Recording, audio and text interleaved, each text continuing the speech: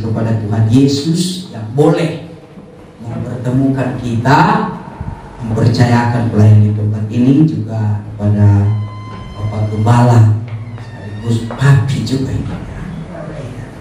Papi dari istri. Setelah udah menikah sama istri, ikut-ikut juga jadi papi juga kan?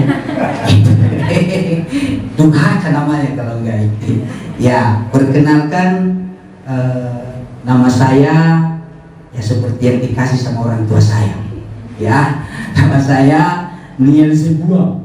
Ya, istri saya baru satu anaknya. Ya, baru satu anak ya. Ya, istri saya sudah tahu ya.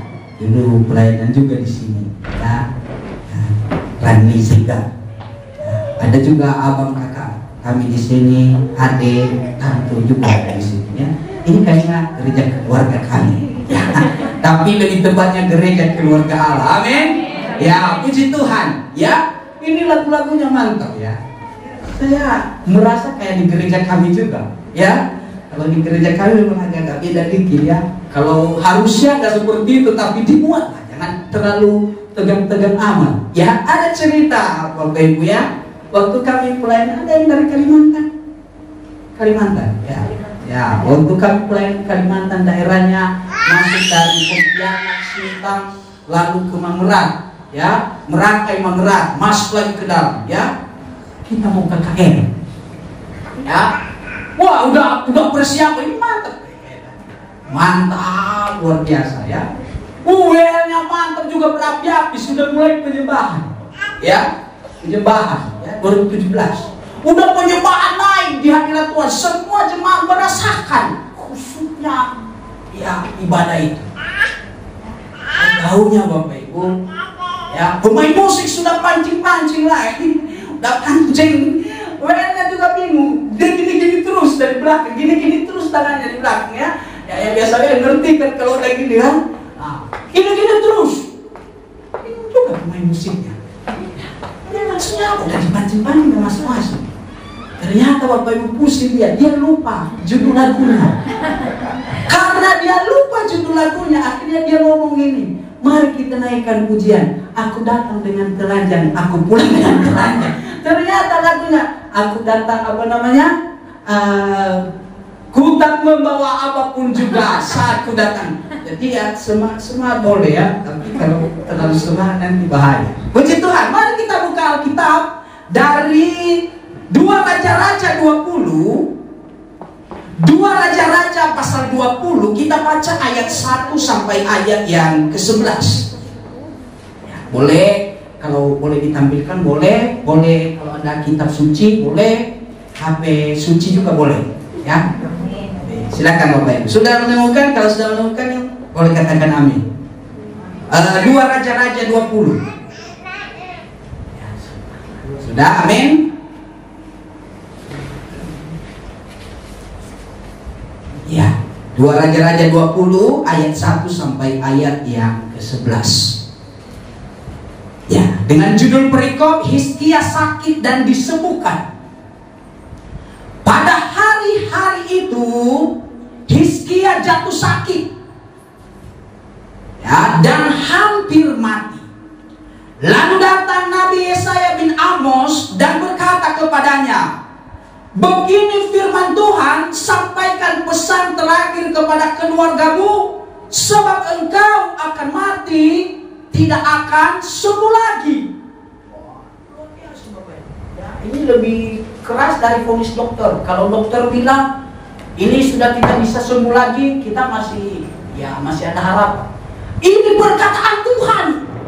Ya, ini perkataan ayat 2. Lalu Hizkia memalingkan mukanya ke arah dinding dan ia berdoa kepada Tuhan. Ya, katanya seperti ini. Ah Tuhan, ingatlah kiranya bahwa aku telah hidup di hadapan-Mu dengan setia dan dengan tulus hati, dan bahwa aku telah melakukan apa yang baik di mata-Mu. Kemudian menangislah Hizkia dengan sangat. Tetapi Yesaya belum lagi keluar dari pelataran tengah, tiba-tiba datang firman Tuhan kepadanya. Ya, baliklah dan katakan kepada Hizkia, raja umatku, begini firman Tuhan bapa leluhurmu. Telah kudengar doamu dan telah kulihat air matamu.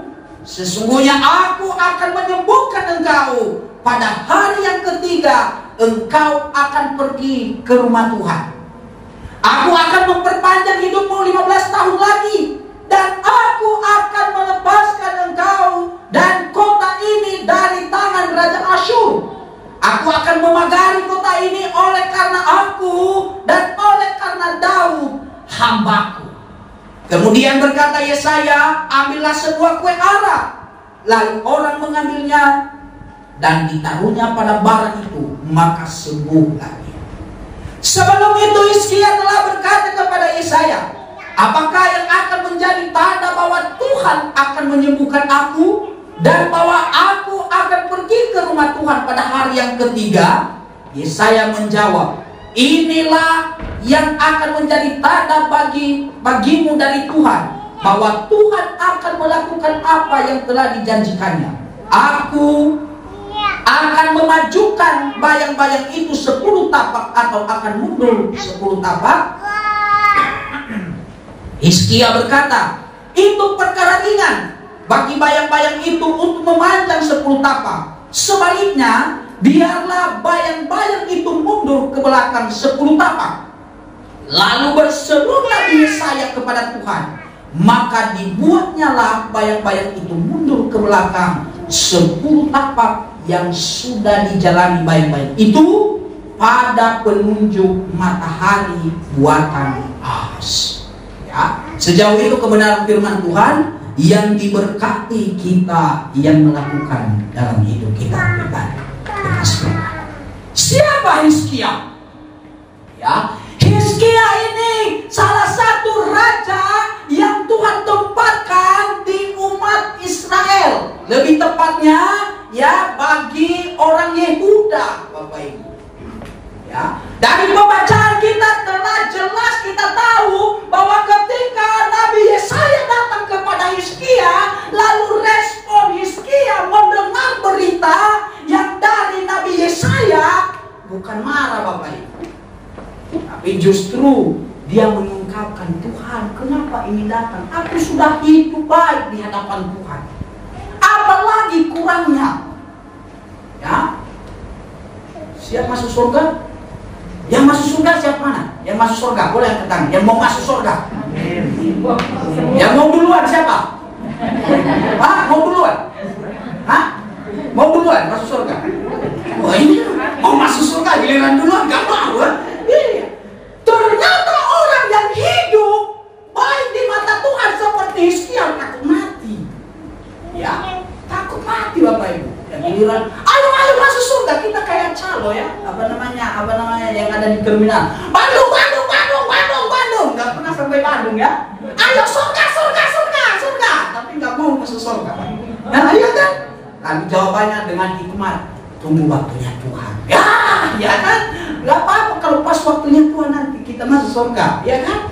Takutnya nggak di surga kita kan repot ya. Nah kita udah melayani baik-baik ya seperti dalam Matius ya. Nyala engkau membuat kejahatan. Ya, jadi kalau sudah yakin masuk surga, ayo sama-sama bareng duluan kita. Ya, puji Tuhan. Nah, Hizkia ini terkenal untuk kesalehan Bapak Ibu. Hidupnya kudus, hidupnya menyenangkan hati Tuhan. Kalau kita lihat salah satu ciri utama orang Israel itu penyembahan berhala. Ketika mereka diberkati, ketika mereka aman, ketika keluarga diberkati, hidup diberkati, pekerjaan lancar, mulai mereka menyimpang lagi dari jalannya Tuhan. Ya. Nah, ketika Hizkia masuk menjadi raja, bukan keadaan baik-baik bangsa itu. Ya, sedang dalam keterpurukan, sedang diserang oleh bangsa Asyur. Nah, lalu apa yang dilakukan Hizkia? Dia merombak semua, dia melakukan perubahan yang baik, khususnya dalam hal kerohanian. Bapak Ibu, jangan lihat berapa banyak kita yang ada di tempat ini. Di gereja yang saya gembalakan juga ya seperti pandemi kita seperti ini. Bukan persoalan banyaknya hidup kita berkenan di hadapan Tuhan. Ya, bukan persoalan. Ya. Justru ketika kita seperti seperti ini kita harus berlomba-lomba. Karena apa? Jangan tunggu banyak dulu baru hidup baik. Ya, bererat hubungan satu dengan yang lain. Ayo ajak lagi jiwa-jiwa. Malaikatnya senyum-senyum sama saya di depan. Tenang ya. Ya, bukan berarti saya punya indera ketujuh ya. Enggak. Ini firasat saya aja. Ya. Nah, jadi tema yang kita renungkan pada siang hari ini, doa yang menggerakkan hati Allah. Ternyata ada doa juga yang mendukakan hati Tuhan. Ya, ada doa yang menggerakkan hati Allah, ada doa yang mendukakan hati Tuhan. Tapi kita nggak merenungkan ya, nanti takut-takut. Bapak Ibu, nanti minggu depan nggak mau datang lagi ke tempat ini. Wah, seram-seram ya, ayo khotbah-khotbah di situ, jangan datang lagi ya. Kita pergi ke kerja lagi, berkat-berkat terus. Akhirnya nggak ada berkat, ya udah nggak datang lagi ke gereja, hari Jumat datangnya, ya kan? Nah, jadi nggak bagus. Ya boleh juga sekali-sekali ditekankan keras firman Tuhan. Jangan yang baik-baik terus. Kalau kita mau ikut Tuhan diberkati, ingat baik, benar itu diberkati. Tapi ikut Tuhan ada harga yang harus dibayar. Ya, ada harga. Jangan setiap minggu aja, yang penting rutinitaslah, absenlah di gereja. Nah, itu bukan Kristen yang benar itu. Itu Kristen odong-odong. Ya, Kristen yang benar belajar berkaca dari Matius 28. Kita punya tugas di situ. Jangan berpikir itu tugasnya pendeta, itu tugasnya gembala, itu tugasnya penginjil. Enggak.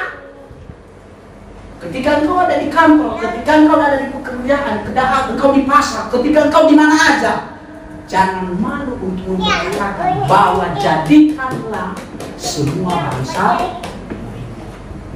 Itu tugas utama. Bukan ketika halo, shalom, munafik. Ya kan? Nanti habis di depan kan, shalom, Bapak Gembala. Udah jauh dia.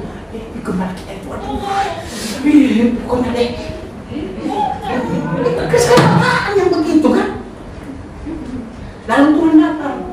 Mana jiwa? Udah bawa enggak? Udah ajar enggak orang? Datang ke rumah Tuhan. Halo Tuhan, tolong Tuhan kasih kesempatan lagi. Udah kasih kesempatan. Datang lagi. Bukan makin bawa jiwa, malah apa? Makin buat keresahan kan?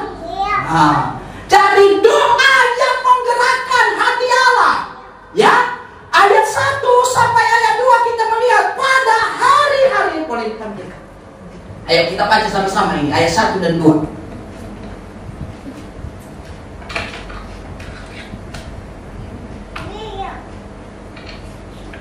Ya, ada dia, kita boleh baca 1, 2, 3. Ayat 1 dan 2.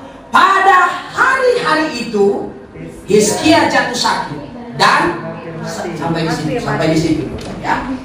Berarti ada masalah ya, benar? Ada yang pernah sakit di sini? Yang nggak pernah sakit ada? Sehat terus. Semua sakit. Sakit. Sakitnya di mana? Jangan terlalu jujur lah. Katanya semua sakit, yang sakit yang mana kan? Takutnya yang sebelahnya, lu aja kali yang sakit, macam-macam. Iya ya. Nah, ada masalah Bapak. Ternyata orang yang dekat dengan Tuhan tidak jauh-jauh juga dari masalah. Ya, nah lanjut ya. Terus, lalu datanglah Nabi Yesaya bin Amos dan berkata kepadanya, begini firman Tuhan, sampaikan pesan terakhir kepada keluargamu, sebab engkau akan mati, tidak akan sembuh lagi. Stop. Ya. Kalau menurut Bapak Ibu ada nggak peluang untuk hidup? Kalau vonisnya begini, ada. 0,01% pun tidak ada. Karena ini vonis dari Tuhan. Kalau dokter yang vonis, maaf ya, sampaikan ke keluargamu 3 minggu lagi, belum tentu. Ya kan? Karena dokter pun manusia, terbatas. Kecanggihan di kolong langit ini terbatas Bapak Ibu. Tapi bukan kita nggak percaya sama kecanggihan, percaya saja kita, itu alat bisa dipakai Tuhan juga. Ya. Tapi ini vonis daripada Tuhan bahwa tidak ada kesembuhan, tidak ada pemulihan lagi. Sampaikan wasiat terakhir. Oh, coba bayangkan kalau masih jomblo kan. Waduh, sampaikan ke siapa Tuhan? Tunggu dulu lah Tuhan ya. 5 tahun lagi gitu ya. Buru-buru amat sih Tuhan. Masih banyak tugas di muka bumi ini kan? Iya kan? Ya, jadi jangan lama-lama ya. Kalau sudah waktunya boleh lah ya. Ya, lama-lama. Biar makin banyak ya. Diberkati sama Pak Gembala di sini kan? Nah itu ya. Jangan nanti. Udah. Kita main sebentar aja lah. Seperangkat alat sholat aja biar cepat. Jangan juga ya. Itu gak bagus ya. Sebarangan ya. Ini vonis daripada Tuhan. Dan tidak ada yang bisa menggugat ini. Nah, coba kita lihat sikap Hizkia ayat 2. 1, 2 ya. Lalu dia memalingkan mukanya ke arah dinding dan dia berdoa kepada Tuhan. Iya. Apa yang dilakukan Hizkia? Marah, protes. Seringkali kita, apalagi kita masih muda-muda ya, karena muda-muda di sini. Kalau di tempat saya yang tua-tua yang banyak. Pantas aja Bapak Gembala di sini makin muda. Amin. Iya. Muda-muda. Ya. Nah, tapi jangan terlena juga yang muda-muda ini, emosinya tinggi. Sedikit aja kecewa kan, aduh, udah kecewa lagi, mempengaruhi lagi kekecewaannya kan. Udah sadar kita ya, malas aku di situ. Gak diperhatikan kita, masa gak disalib? Kamu disalib, saya gak disalib. Ya, gak sadar ya. Nah, Hizkia Bapak Ibu ketika divonis oleh Tuhan, bukan marah kepada Tuhan, bukan protes kepada Tuhan, bukan melarikan diri kepada Tuhan, tetapi yang dilakukan oleh Hizkia, dia memalingkan mukanya ke arah dinding dan dia berdoa. Hari-hari ini mungkin kita seperti Hizkia. Kita diperhadapkan dengan persoalan. Mungkin sakit kita sakitnya ekonomi, sakitnya kita itu pekerjaan, sakitnya kita keluarga, sakitnya kita bos kita. Palingkan mukamu, berdoa. Dari segi psikologi Bapak Ibu, ketika Tuhan berkata kepada Nabi Yesaya, sampaikan ini kepada Hizkia, gampang gak ngomong? Contohnya, siapa yang kerja di kantor di sini ada? Yang kerja? Pengangguran semua.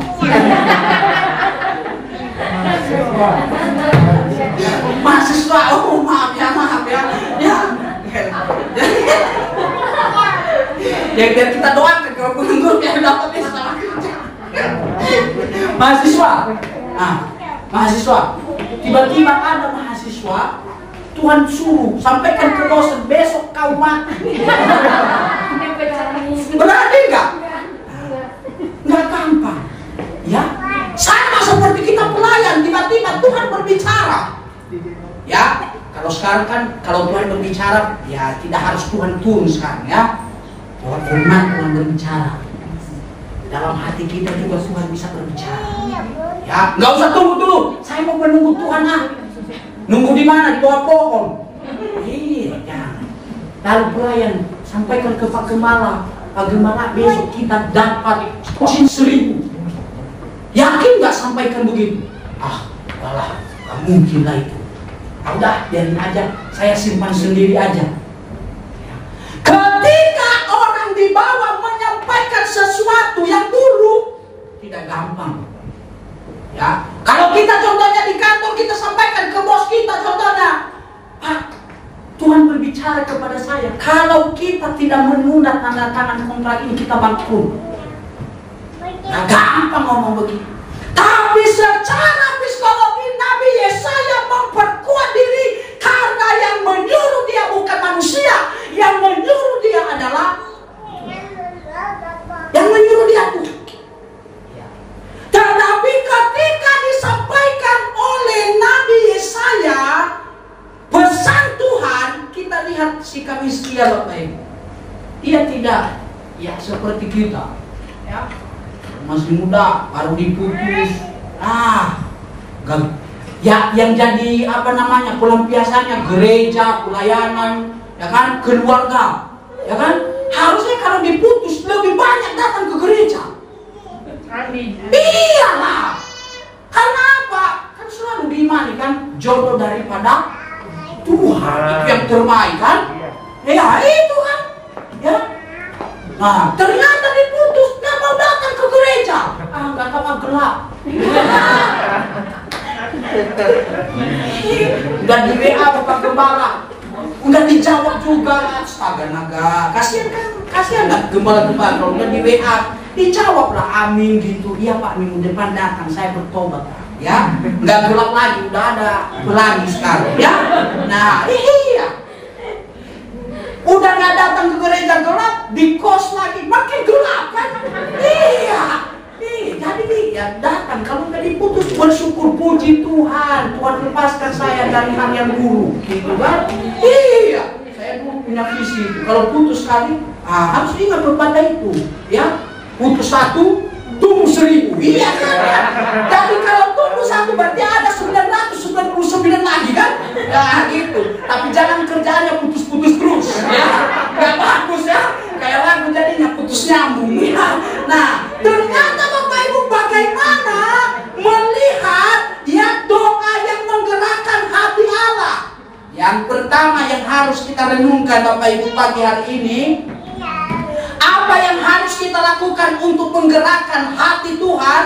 Yang perlu kita lakukan yang pertama adalah ya hidup dengan penuh totalitas di hadapan, atau hidup dengan penyerahan diri di hadapan Tuhan. Ayat 1 dan 2. Ya, bukti bahwa Hizkia hidup dengan penyerahan diri di hadapan Tuhan. Ayat 2 berkata bahwa ketika masalah datang, ketika situasi tidak memungkinkan, yang Hizkia lakukan, dia datang untuk berdoa. Doa itu nafas hidup orang percaya. Amin. Doa itu yang menghubungkan kita dengan Tuhan. Ya.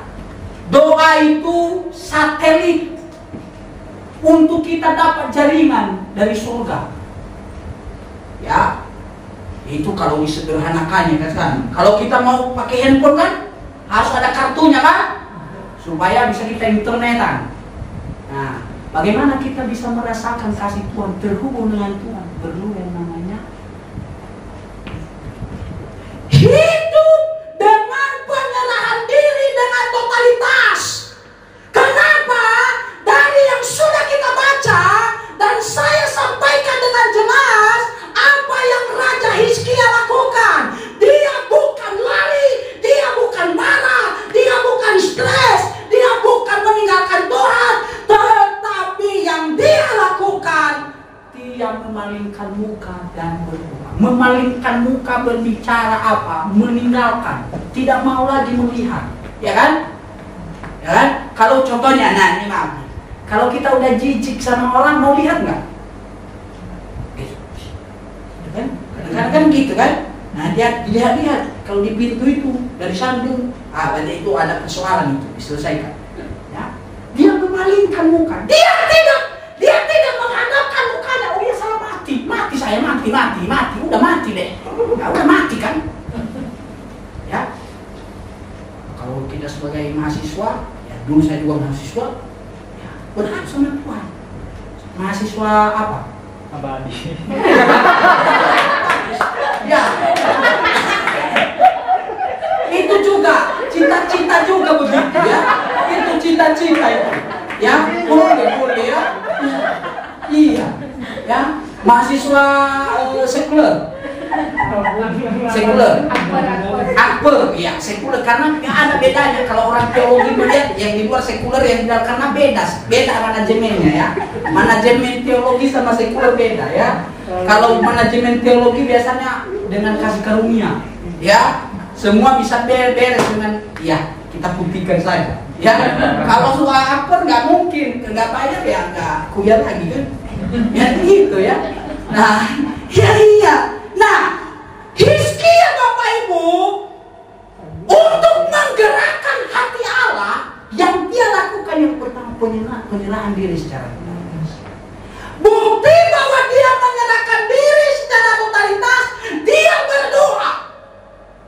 Ya, kalau sederhananya doa itu, kalau kita bahasa rohaninya, ya nafas hidup kita. Tapi ada pengertian lain, doa itu ya cara menghubungkan diri dengan Tuhan, merendahkan diri dengan Tuhan, berkomunikasi dengan Tuhan, atau bisa dikatakan kalau dewasa ini curhat dengan Tuhan.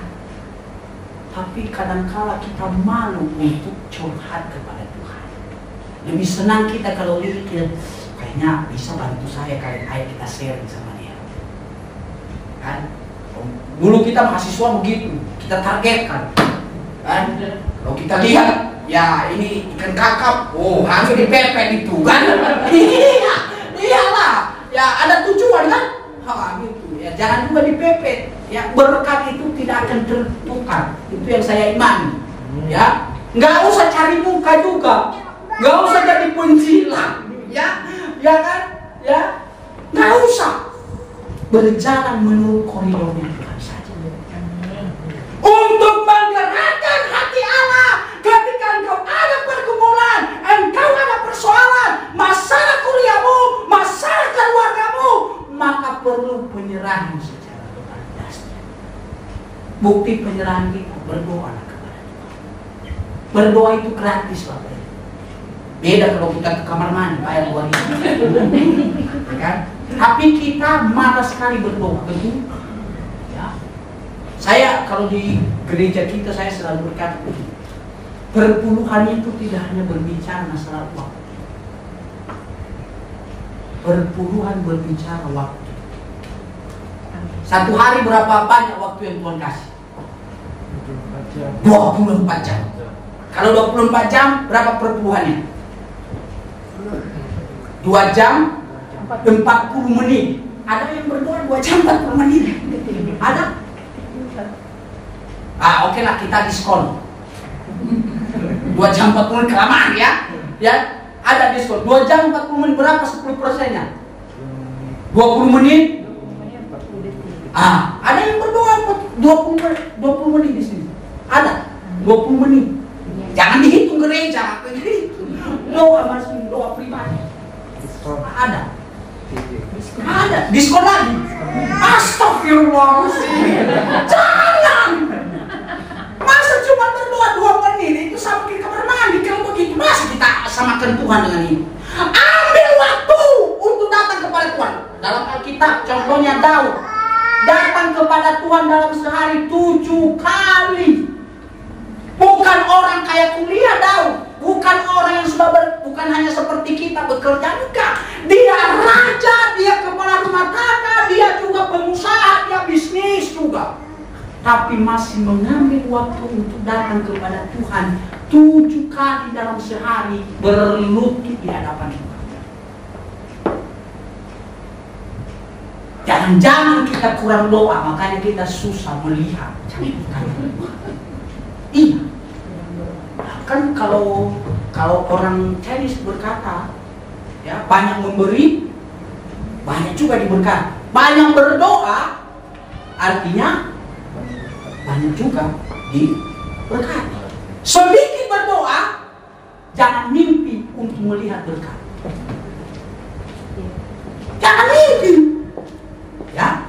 Nah, semua ini bukti nyata bahwa Hizkia betul-betul menyerahkan diri kepada Tuhan. Jadi yang menjadi perenungan kita adalah ternyata masalah membawa kita untuk dekat kepada Tuhan. Ya. Persoalan kuliah, persoalan keluarga, persoalan pelayanan, persoalan pekerjaan itu menghantarkan kita untuk lebih dekat dengan Tuhan. Nah, ada cerita, ya.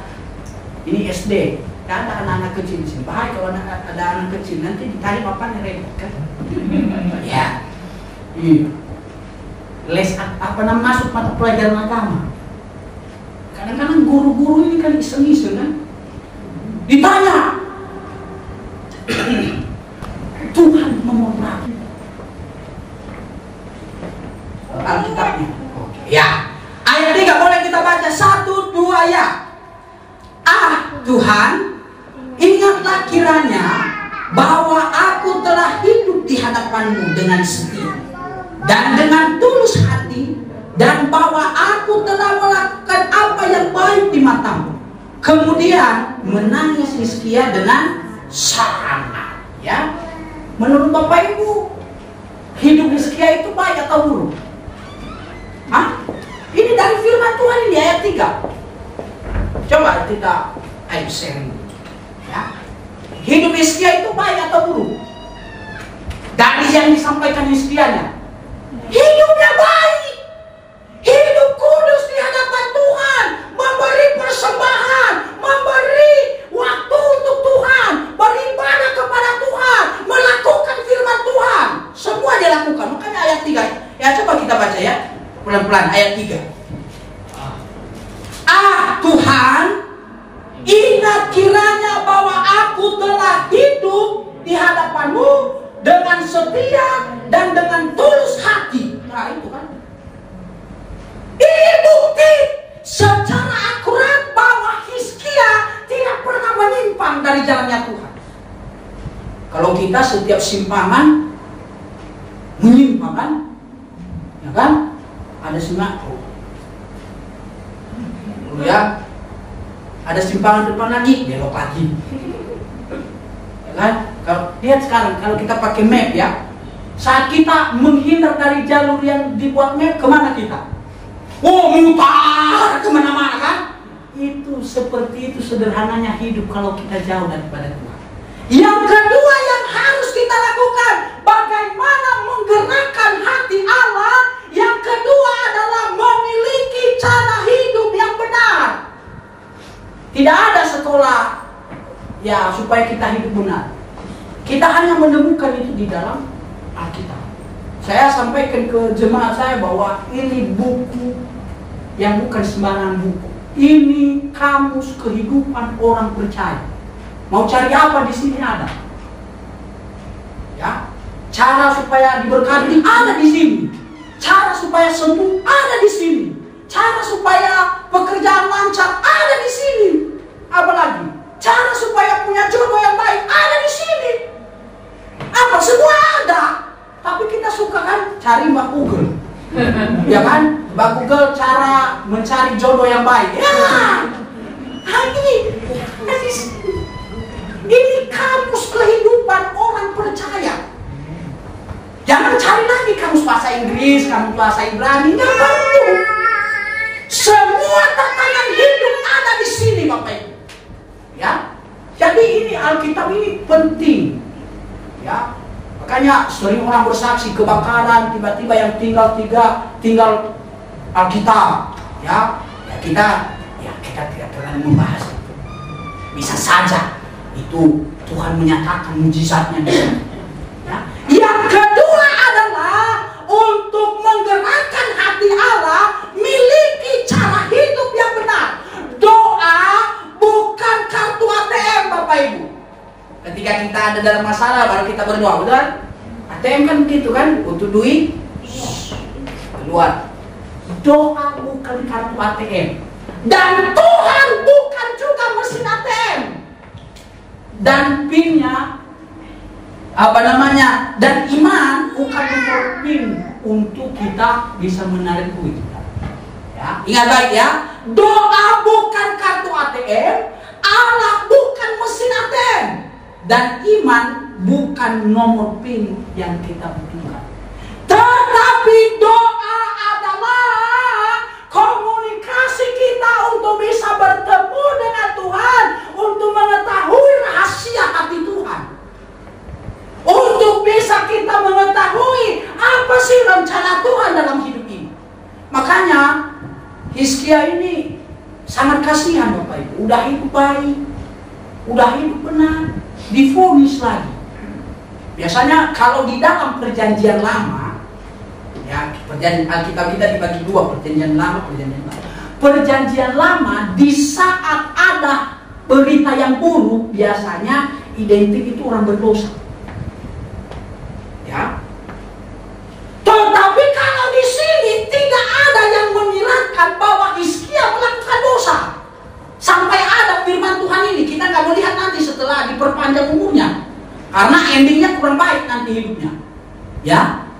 Nah ternyata ketika ada tambahannya, kadang-kadang tambahan itu nggak baik, tapi kita suka minta tambahan ya.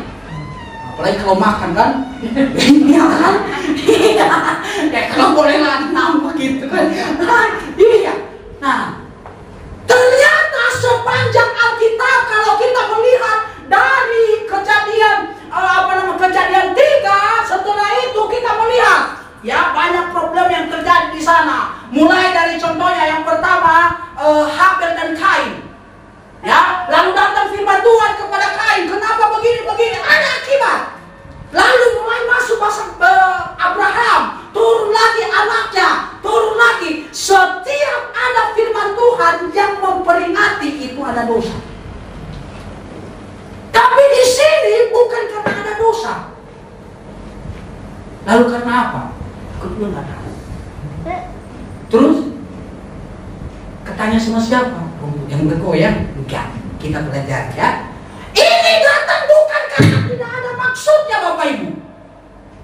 Terlalu semangat nih. Enggak, makanya kalau sedikit itu saya lebih senang daripada banyak, grogi kita. Enggak lah, mau banyak mau sedikit ini lebih banyak malaikatnya daripada ini kan. Kita senang ya. Nah, jadi bukan karena ada kesalahan di sini Bapak Ibu. Ya kalau kita contohnya makan daging terus, apa yang terjadi? Kolesterol, darah tinggi. Bukan karena ini Bapak Ibu, tetapi ada maksud Tuhan, ada yang mau Tuhan sampaikan. Tapi Hizkia, kalau mungkin kita di sini, ya kan Tuhan yang ngomong, berarti kan sudah ada jaminan kan, ada garansinya. Harusnya Hizkia, puji Tuhan, saya langsung ke sana Tuhan kan. Sama seperti tadi kan, mau masuk surga, masuk. Yang duluan, gak ada. Sama. Hizkia belum siap. Ya, mungkin dia berpikir, waduh, anak-anak saya masih kecil, kan? Usaha saya masih banyak ini, harta saya masih banyak, ya, masa depan saya masih banyak. Ya, kalau masih sendiri nggak apa-apa, ya, apa nggak ada harta juga kan? Ya jangan juga lah. Ini penerus generasi iman ke depan kan? Ya, mungkin pengganti hamba-hamba Tuhan nanti gereja-gereja Indonesia. Nah, Hizkia divonis Tuhan bukan karena dia melakukan hal yang sangat melukakan hati Tuhan. Ya. Nah, pemahaman kita kalau kita berkata bahwa doa adalah kartu ATM kepada Tuhan, itu akan menjerumuskan kita pada sesuatu yang berbahaya. Ya. Nah, jika kita berjalan dalam iman bersama Tuhan dan setia kepadanya, kita berhak untuk berharap bahwa doa kita akan dikabulkan oleh Tuhan. Ya, ada di situ di dalam 2 Raja-Raja 20 ayat 3, ya, berkata, aku telah hidup di hadapanmu dengan setia. Hizkia memohon usia yang panjang sebagaimana dijanjikan kepada orang-orang yang benar. Ya, jadi kalau zaman dulu kalau panjang umurnya berarti itu diberkati oleh Tuhan. Siapa yang paling panjang umurnya sepanjang Alkitab? Metusalah. Ya. Semakin pendek umur orang di zaman perjanjian lama itu semakin banyak dosanya. Ya. Tapi semakin panjang umurnya itu berarti orangnya hidup berkenan di hati Tuhan. Kalau sekarang tidak kenal, ya, muda tua belum tentu yang sudah tua lebih duluan kan? Iya, malah yang muda-muda ini kan tiba-tiba ngegas motor ngomong udah kena, dah, udah innalillahi wa inna ilaihi raji'un. Ya kan? Iya, malah yang tua kan berhati-hati kan? Yang muda-muda ini kan apalagi di depan dilihat lagi ada harum-harum. Udah gas, udah nggak tahu dia masih lampu merah, udah kena, ya kan? Jadi jangan berharap yang tua-tua yang duluan, belum tentu antrian semua pemain ya. Kita nggak tahu nomor antrian saya dengan Pak Gembala lebih duluan siapa. Begitu juga sebaliknya, jangan kita masih muda, masih kuliah kok masih lama antrian kita. Belum tentu. Ya, banyak kan baru lulus kuliah udah dipanggil Tuhan kan. Kita nggak berharap begitu. Nakut-nakutin sih saya ini. Ya, ntar besok-besok mau datang lagi ke sini ya. Nah, Amsal 10 ayat 27. Takut akan Tuhan memperpanjang umur, tetapi tahun-tahun orang fasik diperpendek. Dengan beranggapan bahwa semua yang telah dilakukan selama ini, Hizkia, ya kita lihat dia melakukan perintah-perintah Allah, lalu dia mulai berkata, kenapa harus mati Tuhan? Ya, Hizkia meminta waktu kepada Allah untuk memantapkan pembaharuan. Nah, itu kan banyak kan alasan-alasan. Tuhan masih kecilan anak, ya. Ada yang sering saya dengar, ya, orang tua ini ya, yang sudah orang tua, ya ada ya. Aduh, saya udah tenang ya kalau anak saya ini udah, ya minimal lah, udah sekolah, kan? Ya, sekolah itu minimal SMA ya, udah lulus SMA, ngomong lagi, aduh, saya udah tenang lah kalau udah lulus kuliah lah anak saya, kan? Lulus kuliah, ngomong lagi, saya tenang lah kalau sudah dapat pekerjaan. Kapan tenang-tenangnya? Udah dapat pekerjaan, udah tenang? Belum juga. Aduh, saya udah tenang lah kalau anak saya ini minimal lah udah menikah lah, gitu kan? Menikah, udah tenang? Orang tua kalau sudah menikah anaknya? Belum. Aduh, minimal ada cucu lah, ya kan? Ya kan? Ya, udah ada cucu, udah tenang? Belum juga. Aduh, minimal cucu saya ini dua sekolah lah atau gimana? Ya kan?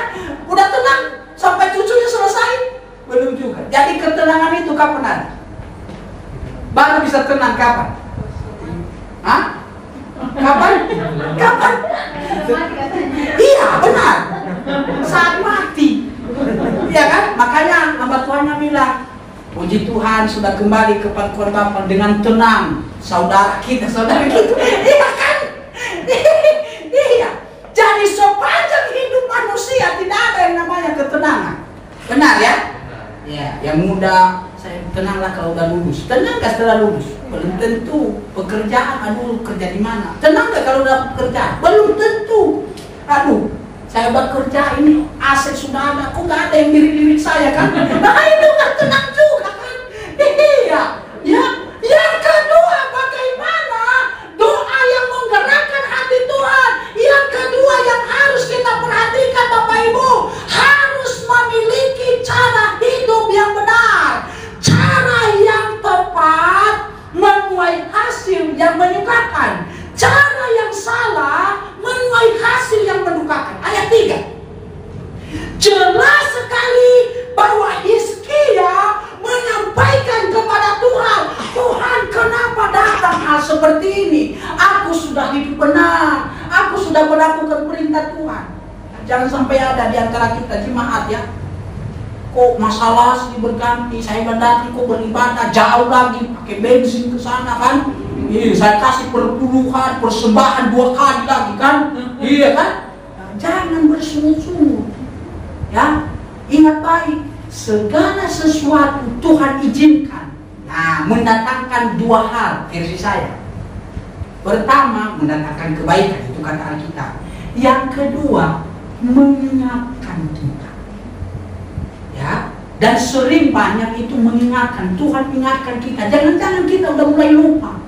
Apa tugas tanggung jawab kita? Apa yang harus kita lakukan? Karena itu hiduplah menurut cara Tuhan. Menurut cara Tuhan. Aku telah hidup di hadapan-Mu dengan setia dan dengan tulus hati, dan bahwa aku telah melakukan apa yang baik di mata Tuhan. Bapak Ibu yang dikasihi Tuhan, bahwa Hizkia jelas orang yang benar. Ya. Bukan seperti kita yang banyak salah. Salahnya 10, benarnya 1. Kita kan sering begitu. Persoalan masalah, suka tidak suka, ya ingat baik bahwa pasti akan datang. Tapi ketika persoalan masalah datang, jangan pernah meninggalkan Tuhan. Cara hidupmu jangan sampai berbalik dari jalannya Tuhan ketika diperhadapkan dengan persoalan. Kenapa banyak orang bunuh diri? Karena sudah mulai melupakan kasih Tuhan atas kehidupan. Ya, tidak menghargai kasih Tuhan. Jangan menunggu dulu kasih Tuhan itu harus yang jelas-jelas. Kita bisa duduk itu karena kasih Tuhan. Banyak orang yang nggak bisa duduk di kursi kan, terbaring di rumah sakit. Banyak orang yang tidak bisa menghirup dengan enaknya udara ini, tapi kita masih bisa menghirup dengan baik. Coba dihitung-hitung berapa oksigen yang kita hirup setiap hari. 1 tabung oksigen berapa harganya? Ada yang tahu? 1 tabung 1 juta ada? Ada 1 juta. Taruhlah 1 juta aja lah ya. 1 juta diskon di sini, kita diskon ya. 1 juta. 1 hari 24 jam. Cukup nggak 1 tabung 1 jam? Nggak cukup. Nggak cukup. Cukup. Cukup ya, cukup. Berarti 24 jam. 24 tabung 1 hari kita hidup. Kali 1 juta. 24 juta. Kaya kan kita? Mau nggak supaya kaya? Ya udah putus nyawa aja. Ya kan, ganti. Ya. Minta ganti rugi, ya 24 juta 1 hari kalau 1 tabung kita hirup, ya contohnya 1 minggu berapa? 24 kali 7, wah udah berapa itu? Kaya kan? Tapi orang rela bayar Bapak Ibu di sana hanya demi supaya apa? Bisa hidup. Karena itu miliki cara hidup yang benar, ya. Kalau mau melihat kuasa Tuhan, kalau mau menggerakkan hati Allah, maka bukan hanya hidup dengan penyerahan secara totalitas, tapi cara hidup juga harus benar. Pastikan datang ke sini hati benar, ya. Beribadah kepada Tuhan hati benar.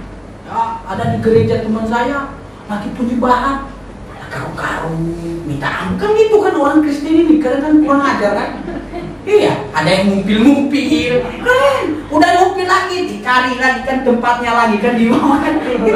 Itu memang jorok orang Kristen ini. Makanya kalau bangku-bangku panjang kayu kalau di gereja tua itu, wah udah hati-hati itu dibersihkan itu penuh dengan ranjau. Ya kan? Orang lagi penyembahan, mereka udah mati-mati, ayo kita menyembah Tuhan. Masih garuk begitu begini lagi kan, udah kayak bos kan. Nah, hati-hati bertobat kalau begitu, ya. Kalau di dalam perjanjian lama, ketika kita menghadap Tuhan, main-main mati langsung. Perjanjian baru penuh dengan kasih karunia kan. Kadang kita oka-oka nyanyinya yang lain, ada orang lagi penyembahan, kita lihat apa sih ini kan. Akhirnya apa? Orang yang sebenarnya risih juga, dia buka matanya. Ya kan? Kita pun dari kampung begitu kan, lihat orang penyembahan. Apa sih ini bilang? Kita buka mata. Dia lihat lagi oleh kita. Ya, jadi bagaimana kita menggerakkan hati Tuhan? Yang pertama tadi harus hidup dengan penyerahan secara totalitas. Yang kedua harus memiliki cara hidup yang benar. Yang terakhir, bagaimana kita menggerakkan hati Allah. Yang ketiga adalah yang pertolongan Tuhan tepat pada waktunya. Ada lagunya ya. Waktu Tuhan pasti yang terbaik, walau hati Tuhan tidak bisa diserami, ya. Apalagi yang susah diserami itu hati, ya. Hari ini dia bilang A, 1 menit lagi dia bilang C, ya. Iya, siapa kepala kita siap untuk melayani. Ya, tinggal 1 jam lagi. Mohon maaf, gembala, saya mendadak sakit. Sakit mendadak, kan? Mohon maaf ya, nggak bisa. Yakin pertolongan Tuhan, ayat 4 sampai ayat 11, jangan ya. Nah, tetapi Yesaya belum lagi keluar dari pelataran, tiba-tiba datang firman Tuhan dan berkata kepadanya, telah kudengar doamu dan telah kulihat air matamu. Aku akan menyembuhkan engkau. Dan bukan hanya itu, ayat 6 dia berkata, aku akan tahun lagi, dan aku akan melepaskan engkau dan kota ini dari tangan Raja Asyur. Dan selanjutnya. Jadi Bapak Ibu, keyakinan kita akan pertolongan Tuhan membawa kita kepada hasil yang baik. Jadi apa? Ada 3 yang Hizkia dapatkan ketika dia yakin akan pertolongan Tuhan. Yang pertama, umur diperpanjang Tuhan 12 tahun. Semua mau panjang umur? Oh ya. Semua. Ya, yang muda aja udah tahu umurnya masih panjang, masih bilang amin kan? Iya kan? Iya kan? Yang kedua, diberi kedamaian. Mau ada kedamaian? Iya. Ada kedamaian dalam hati, dalam kuliah kita, sepanjang kuliah damai terus. Saat dibutuhkan Tuhan kasih. Ya, dalam keluarga butuh kedamaian. Yang ketiga, diberikan keamanan. Jaminan betul daripada Tuhan.